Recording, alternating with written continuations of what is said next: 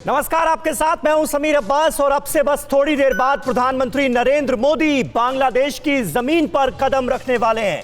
Corona काल में करीब 500 दिन बाद भारतीय प्रधानमंत्री का यह पहला विदेश दौरा है। मौका भी बहुत खास है। बांग्लादेश आज मुक्ति दिवस मना रहा है। टीवी 9 भारतवर्ष की इंटरनेशनल कवरेज की शुरुआत हो चुकी है। मोदी के पूरे दौरे पर रहेगी टीवी 9 भारतवर्ष की खास नजर। दूसरी ओर कल बंगाल में फर्स्ट फेज की वोटिंग होने जा रही है और पड़ोसी देश बंगाल में शुरू होगा मोदी का मेगा शो। मोदी कल ऐसा क्या करेंगे, यह भी आपको बताएंगे। और बांग्लादेश दौरे से पहले मोदी ने बांग्लादेश के नाम संदेश भी जारी किया है। मोदी की दौरे से जुड़ी तमाम बड़ी बातें आपको बताएंगे, साथ ही चर्चा करेंगे मोदी के बांग्लादेश दौरे का बंगाल चुनाव पर कितना असर पड़ने वाला है। लेकिन सबसे पहले आपको बता दें, अब से थोड़ी देर बाद प्रधानमंत्री नरेंद्र मोदी बांग्लादेश की राजधानी ढाका पहुंचने वाले हैं। 10 बज चुके हैं। सुबह 10:30 बजे का वक्त मुकर्रर माना जा रहा है जब ढाका में लैंड करेगा प्रधानमंत्री नरेंद्र मोदी का विमान। सुबह करीब 7:45 बजे मोदी ने दिल्ली से ढाका के लिए उड़ान भरी है और अब करीब 10:30 बजे तक मोदी ढाका पहुंच जाएंगे, ये उम्मीद जताई जा रही है।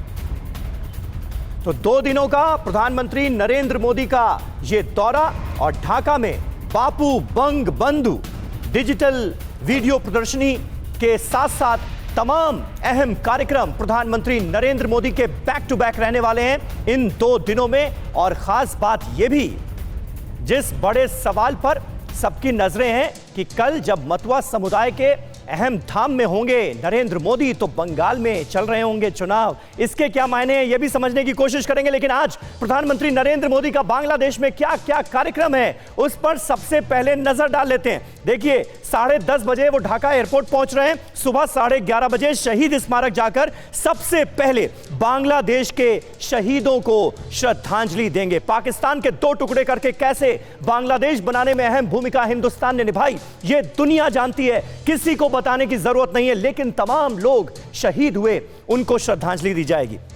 ढाका के नेशनल परेड ग्राउंड में आजादी की 50वीं सालगिरह के समारोह में भी प्रधानमंत्री नरेंद्र मोदी शिरकत करने जा रहे हैं और इस मौके को और भी खास बना दिया है प्रधानमंत्री मोदी की मौजूदगी ने। परेड ग्राउंड में दोनों देशों की साझी विरासत को दिखाया जाएगा। 50 साल हो चुके हैं भारत और बांग्लादेश के इन बेहतरीन रिश्तों को, और उसको भी सेलिब्रेट किया जाएगा। ढाका के बंग बंधु इंटरनेशनल कॉन्फ्रेंस सेंटर भी शाम 5:30 बजे जाएंगे पीएम मोदी और यहां पर कॉन्फ्रेंस सेंटर में बंग बंधु बापू म्यूजियम का उद्घाटन करेंगे पीएम नरेंद्र मोदी। तो ये आज का कार्यक्रम है। और साथ ही साथ आपको बता दें, इस वक्त एक अहम खबर, 1971 के युद्ध में भारत के सामने पाकिस्तान का सरेंडर और इससे जुड़ी ये अहम खबर। पीएम के पहुंचने से पहले यह भी आपको बता दें कि ग्राउंड जीरो पर मौजूद है टीवी 9 भारतवर्ष। पीएम के पहुंचने से पहले हमारे संवाददाता मनीष झा पहुंच चुके हैं ढाका और बांग्लादेश से तमाम ताजा तरीन रिपोर्ट्स हमें भेज रहे हैं। उनकी ये ताजा ग्राउंड रिपोर्ट देखिए और उसके बाद खबरों के सिलसिले को आगे बढ़ाएंगे। मैं आज ठीक उसी जगह पर खड़ा हूं जहां 50 साल पहले बांग्लादेश के राष्ट्रपति शेख मुजीबुर रहमान ने दुनिया के नक्शा को बदलने का ऐलान किया था। जी हाँ, ये वही प्रसिद्ध रेस कोर्स ग्राउंड है जिसे अब सुहरावर्दी उद्यान के तौर पर माना जाता है। और आज जब बांग्लादेश की आज़ादी की 50वीं सालगिरह मनाई जा रही है, तो यहाँ पर ठीक उस पूरे इतिहास को याद करने के लिए तैयारी की जा रही है। आप यहाँ जो ये सब कुछ देख रहे हैं, आज शाम में यहाँ पर एक राष्ट्रीय कार्यक्रम होना है और उस कार्यक्रम में उन पलों को याद किया जाएगा जब शेख मुजीब ने 7 मार्च 1971 को लाखों की भीड़ के सामने बांग्लादेश के बनने का ऐलान किया था। ये वही ग्राउंड है जहां पर भारतीय सेना के सामने पाकिस्तान की सेना ने आत्मसमर्पण किया था। यहाँ की मिट्टी के एक एक कण में वो इतिहास जिंदा है। यहाँ की दीवारें और यहाँ मौजूद हर चीज़ इस बात की साक्षी है कि किस तरीके से 50 साल पहले पाकिस्तानी सेना के बर्बरता के खिलाफ बांग्लादेश के मुक्ति योद्धाओं ने अपनी लड़ाई लड़ी और फिर उसमें भारतीय सेना ने सर्वोच्च सहयोग दिया और तब जाकर दुनिया के नक्शे में बांग्लादेश का जन्म हुआ। कैमरामैन अशोक कुमार के साथ मनीष झा, TV9 भारतवर्ष, ढाका, बांग्लादेश। तो देखिए मनीष झा जो ढाका से हमें रिपोर्ट्स भेज रहे हैं वो भी हम आपको दिखाते रहेंगे, लेकिन अब वक्त आ गया है कि अपने तमाम खास मेहमानों से आपका तारुफ करा दिया जाए। लेफ्टिनेंट जनरल शंकर प्रसाद साहब बतौर डिफेंस एक्सपर्ट हमारे साथ मौजूद हैं। अशोक सज्जनहार साहब हमारे साथ जुड़ गए हैं, पूर्व राजनयिक हैं। निखिल प्रसून जो कि प्रवक्ता हैं भारतीय जनता पार्टी के, वो भी हमारे साथ मौजूद हैं। हेमंत कुमार जो कि टीएमसी के नेता हैं, थोड़ी देर में आपको स्क्रीन पर नजर आएंगे। और खास बात यह कि हेमंत कुमार जी खुद मतुआ समुदाय से ही ताल्लुक रखते हैं। मनीष झा ढाका से हमारे साथ लाइव मौजूद हैं। विपिन चौबे कोलकाता से हमारे साथ मौजूद हैं। लेकिन मनीष, सबसे पहले आपके पास आएंगे। नवंबर 2019 में ब्राजील के दौरे पर गए थे प्रधानमंत्री नरेंद्र मोदी और तब से लेकर अब तक कोई भी विदेश दौरा नहीं हुआ। कोरोना काल में प्रधानमंत्री नरेंद्र मोदी की यह पहली विदेश यात्रा कितनी खास, कितनी अहम जब वो बांग्लादेश की धरती पर उतरेंगे? जी हाँ, बिल्कुल समीर। देखिए, जब मौका ही ऐतिहासिक है, एक ऐसा इतिहास जिसको लेकर भारत गर्व से कह सकता है कि उन्होंने दुनिया का नक्शा बदला था। और आज भारत के प्रधानमंत्री अगले कुछ मिनट के बाद बांग्लादेश की जमीन पर उतरने वाले हैं। और देखिए, मेरे लिए कब भावुक क्षण था समीर कि जरा आप सोचिए कि कोई अचानक आपके पास सैकड़ों की संख्या में लोग आए और आपसे कहे कि समीर, मैं आपके प्रति आभार व्यक्त करता हूं, आपके देशवासियों के प्रति आभार व्यक्त करता हूं, आपकी सेना के प्रति आभार व्यक्त करता हूं कि आप लोगों की वजह से ही हमें आज़ादी मिली थी।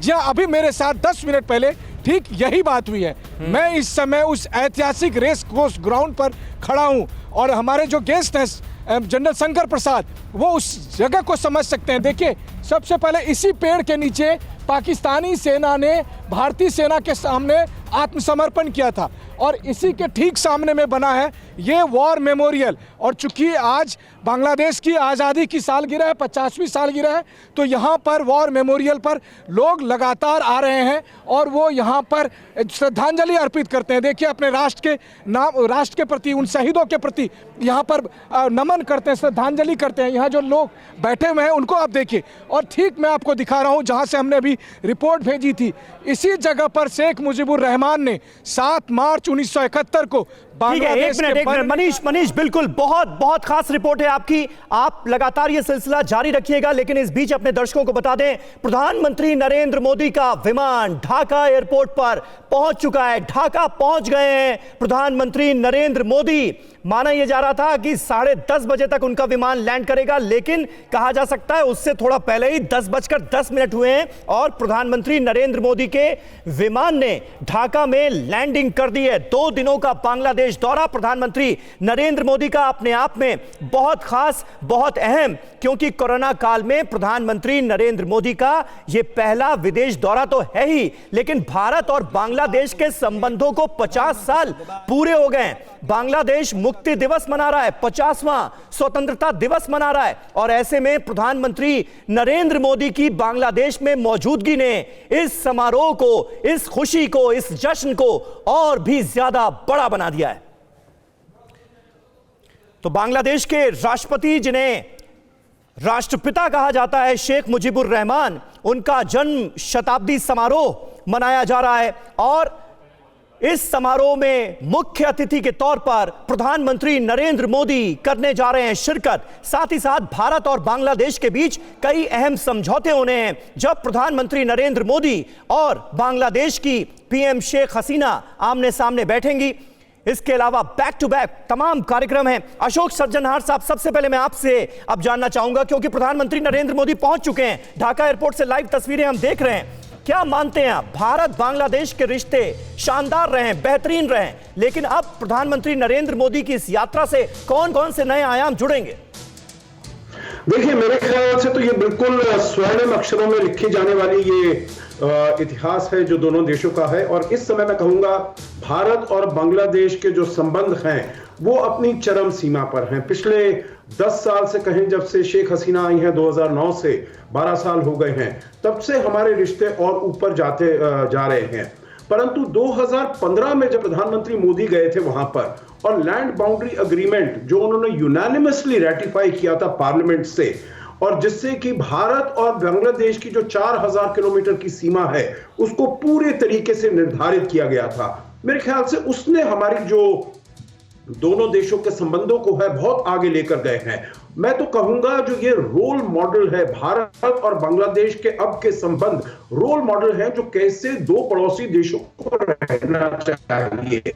आपने बिल्कुल ठीक कहा, ये 50वीं वर्षगांठ है बांग्लादेश की आजादी की, 50वीं वर्षगांठ है हमारे दोनों देशों के डिप्लोमेटिक रिलेशंस को एस्टैब्लिश होने की, ये 100 साल की वर्षगांठ है जो बांग्लादेश मना रहा है बंगबंधु शेख मुजीबुर रहमान के जन्म का। और ये तीनों के अवसर पर प्रधानमंत्री मोदी को वहां पर निमंत्रण देना, प्रधानमंत्री मोदी का वहां पर जाना और उनसे बातचीत करना मेरे विचार से दोनों देशों के संबंधों को एक नए आयाम तक ले जाएगा। बहुत सारे पैक्ट्स हैं जो कि वो साइन होने वाले हैं वहां पर, डिजास्टर मैनेजमेंट पर, ट्रेड पर, ओशनोग्राफी पर, बहुत से ऐसे सब्जेक्ट हैं। परंतु अगर देखा जाए तो व्यापार हो, भारत का इन्वेस्टमेंट हो, भारत का डेवलपमेंट कोऑपरेशन हो, बांग्लादेश बिल्कुल बिल्कुल बिल्कुल बिल्कुल अशोक जी, आप सही बात कर रहे हैं। लेफ्टिनेंट जनरल शंकर प्रसाद साहब भी हमारे साथ मौजूद हैं। शंकर प्रसाद साहब, प्रधानमंत्री नरेंद्र मोदी का ये दौरा और थोड़ी देर में हम देखेंगे क्योंकि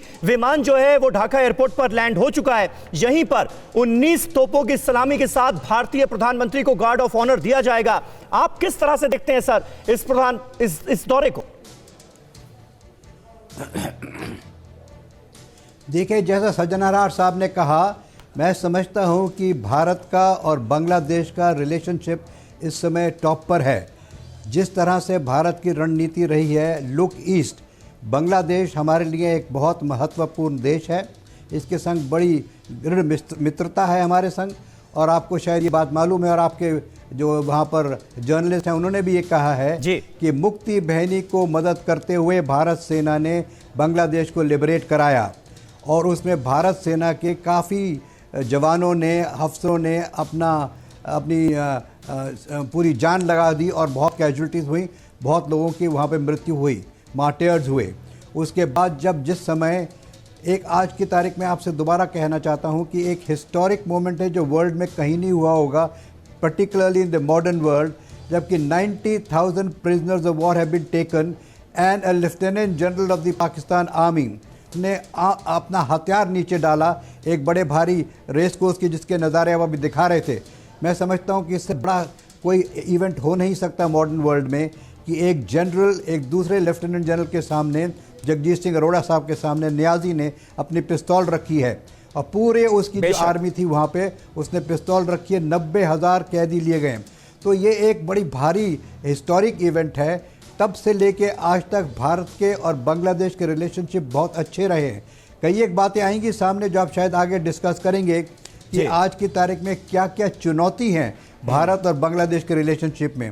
उसको अगर संक्षिप्त में देखा जाए तो ऐसी कोई बड़ी भारी चुनौती है नहीं, लेकिन हाँ छोटी मोटी चुनौती ज़रूर रहती हैं। जैसे तिस्ता वाटर की इशू है, जैसे कि ट्रांस बॉर्डर कुछ स्मगलिंग होती है, कैटल स्मगलिंग होती है, वहाँ पे बीएसएफ की कुछ इश्यूज़ हैं, कुछ फेंसिंग के इश्यूज़ हैं, इस तरह की छोटी छोटी बातें हैं। और अगर आपने कल उनके जो फॉरेन एडवाइज़र हैं, जो एक्सटर्नल अफेयर के एडवाइज़र हैं उनके प्रधानमंत्री के, रिजवी साहब, उन्होंने एक बड़ा अच्छा इंटरव्यू दिया है और वो आज सब अखबारों में निकला है। उसमें ये क्लियरली कहा है उन्होंने कि हमारे relationship with India I got nothing to do with our contact with China. China और भारत का रिलेशनशिप बिल्कुल फ़र्क है। हमारी जो इंडिया के साथ रिलेशनशिप है उससे चाइना का कोई ताल्लुक नहीं है। चाइना का ताल्लुक केवल हमारे यहाँ इन्वेस्टमेंट और डेवलपमेंट के साथ है, और भारत के संग हमारा रिलेशनशिप बहुत ज़बरदस्त है।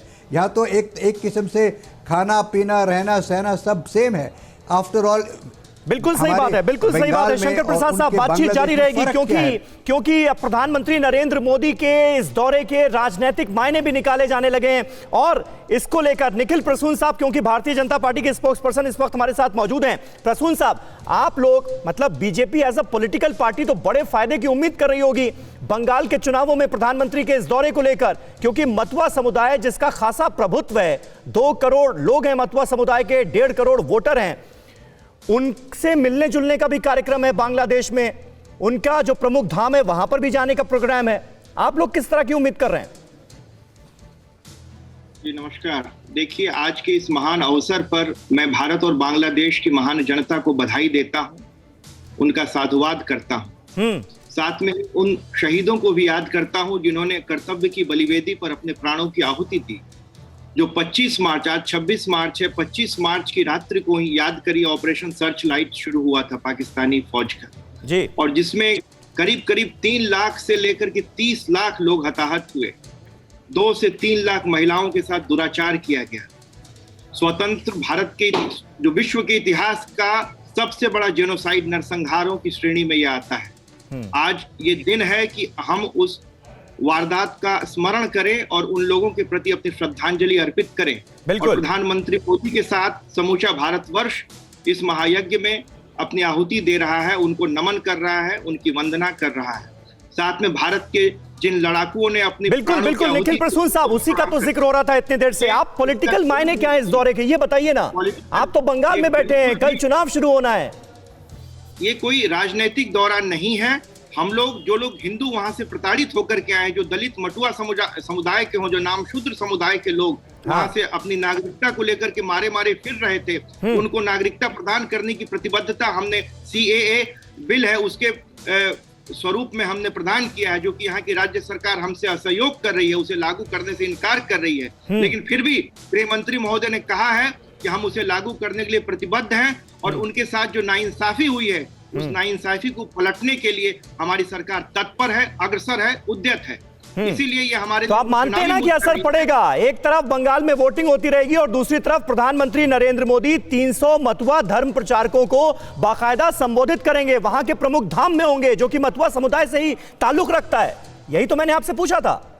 देखिए, मटुआ समुदाय तो हमारे साथ पहले से ही है। मटुआ समुदाय, नाम शूद्र समुदाय हो, राजवंशी समुदाय हो या जितने अनुसूचित जनजाति, वो तो पहले से ही उनका आशीर्वाद भारतीय जनता पार्टी को मिल रहा है। ठीक है। खालिद अब्दुल्ला साहब जुड़ गए हमारे साथ। देखिए, तृणमूल कांग्रेस के नेता खालिद अब्दुल्ला साहब, मानते हैं आप इसका कोई असर पड़ेगा? क्योंकि देखिए, CAA को एक बड़ा मुद्दा बनाने की कोशिश तो भारतीय जनता पार्टी ने की और मतुआ समुदाय से यह मुद्दा डायरेक्टली लिंक्ड है। देखिए, सबसे पहले तो मैं समझता हूं कि नरेंद्र मोदी जी को भूतपूर्व प्रधानमंत्री श्रीमती इंदिरा गांधी का धन्यवाद ज्ञापन करना चाहिए वहां पे। कि अगर आज इंदिरा गांधी का ये कार्य नहीं रहता, जिस तरह से बांग्लादेश और पाकिस्तान का बंटवारा हुआ, बांग्लादेश के लिए इंदिरा गांधी ने जिस तरह से सहयोगिता दी थी, उसका आज मैं समझता हूँ पूर्ण रूप से देखने को मिल रहा है, जिसके लिए वो प्रधानमंत्री को वहां बुलाया गया। प्रधानमंत्री नरेंद्र मोदी जी को नहीं बुलाया गया, बल्कि इंदिरा गांधी का जो कार्य था, इंदिरा गांधी का जो उनके साथ जो सपोर्ट था, उसके पक्ष में लेकर देखा जाए तो टोटली नहीं, सही बात है खालिद अब्दुल्ला साहब, इसमें क्या शक। इंदिरा गांधी हमारी पूर्व प्रधानमंत्री जो थी, वो तो थी आयरन लेडी और वो एक मजबूत प्रधानमंत्री थी। कितनी मजबूत थी ये उन्होंने अपने कार्यकाल में तमाम जो कदम उठाए वो साफ करते हैं। परवाह देश की, सोमवार से शुक्रवार रात 10 बजे TV9 भारतवर्ष पर।